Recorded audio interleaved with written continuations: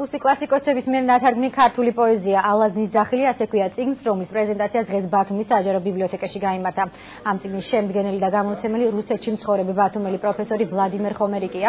როგორც ავტორი ამბობს, კრებულის გამოცემის მთავარი იდეა ერებს შორის ჩატეხილი ხიდის აღდგენა და ადამიანებს შორის კულტურული ინფორმაციის გაცვლა იყო.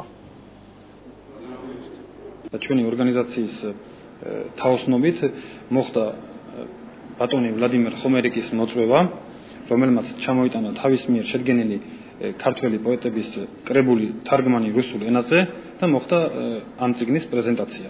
იყო აზრი ის, რომ ჩვენ ქართული ლექსი გაგვიჟღავლებია თელ რუსეთზე, რომ არ დაამეწეს ხალხს ის ჩვენი დიდი ქართული პოეზია, დიდი ჩვენი ქართული კულტურა.